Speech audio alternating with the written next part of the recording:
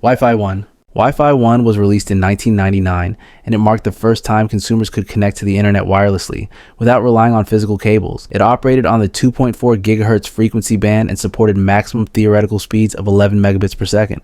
While that sounds extremely slow today, it was enough at the time for basic tasks like browsing early websites, sending emails, and downloading small files. The biggest limitation of Wi-Fi 1 was interference. The 2.4 GHz band was already shared with many household devices, including cordless phones, baby monitors, Bluetooth devices, and microwave ovens. When those devices were active, Wi-Fi signals could become unstable or noticeably slower.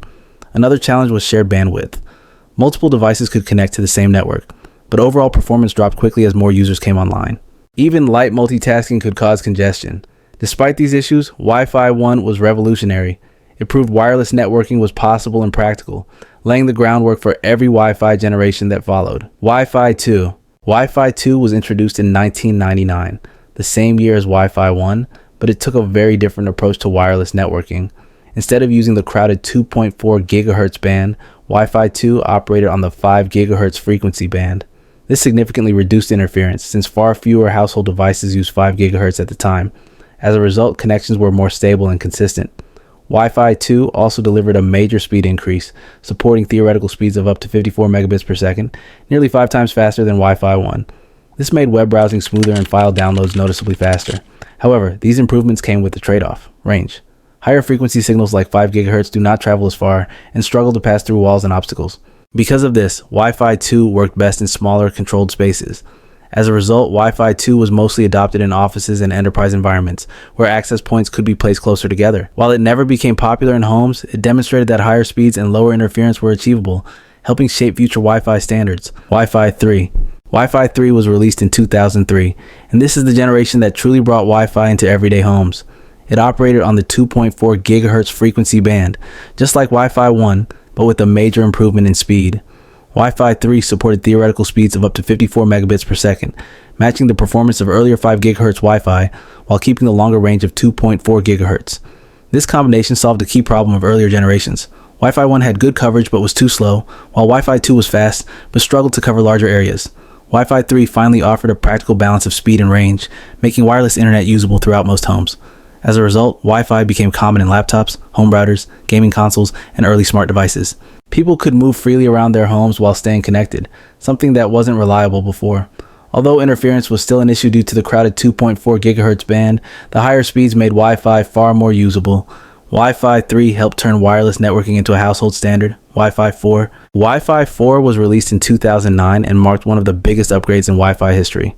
For the first time, routers supported dual band operation, meaning they could use both 2.4 GHz and 5 GHz at the same time. This allowed devices to choose the best band depending on distance and speed needs. The 2.4 GHz band offered longer range, while 5 GHz delivered faster speeds with less interference. Wi-Fi 4 also introduced MIMO, or multiple input, multiple output. Instead of relying on a single antenna, routers could now use multiple antennas to transmit multiple data streams in parallel, improving speed, reliability, and signal stability. Under ideal conditions, Wi-Fi 4 supported theoretical speeds of up to 600 megabits per second, a huge leap over previous generations. While real-world speeds were lower, the improvement was very noticeable. This generation made video streaming, online gaming, and large downloads far more practical over Wi-Fi. Wi-Fi 4 helped wireless connections replace wired Ethernet for many everyday uses. Wi-Fi 5. Wi-Fi 5 was released in 2013 and delivered a major jump in wireless performance. Unlike earlier generations, Wi-Fi 5 focused primarily on the 5 GHz frequency band, which allowed for wider channels, higher data rates, and less interference than 2.4 GHz. This made faster and more reliable wireless connections possible. Under ideal conditions with high-end hardware, Wi-Fi 5 could achieve multi-gigabit theoretical speeds, exceeding 3 gigabits per second. While most users never reached those maximums, everyday performance improved dramatically. One of the most important features introduced was MIMO, or multi-user, multiple input, multiple output. Instead of communicating with devices one at a time, routers could now transmit data to multiple devices simultaneously, reducing slowdowns in homes with many connected devices. Wi-Fi 5 also added beamforming, which allows routers to direct signals toward connected devices rather than broadcasting evenly in all directions. This improved signal strength, stability, and range. Together, these upgrades made smooth 4K streaming, fast downloads, and responsive online gaming far more reliable for most households. Wi-Fi 6. Wi-Fi 6 was released in 2019 and focused less on raw speed and more on efficiency and reliability, especially in crowded networks. It operates on both the 2.4 GHz and 5 GHz bands, with a theoretical maximum speed of up to 9.6 gigabits per second. However, the most important improvements are in how data is delivered, not just how fast it can travel. The key upgrade in Wi-Fi 6 is OFDMA, which allows a single channel to be divided into smaller sections so the router can communicate with multiple devices at the same time. This reduces congestion and keeps performance consistent when many devices are connected.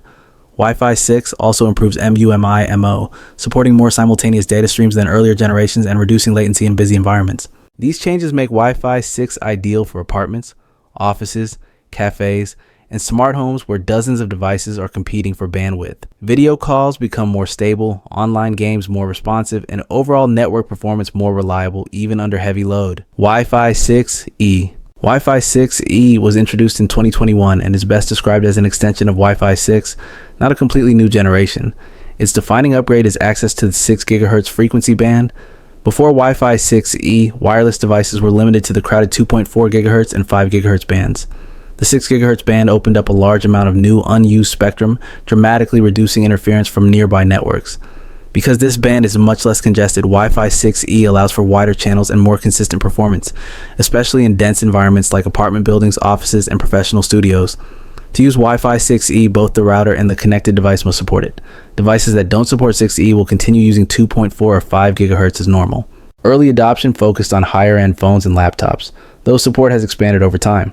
Wi-Fi 6E is also commonly paired with mesh networking systems, which use multiple access points to provide seamless coverage across larger spaces with minimal signal loss.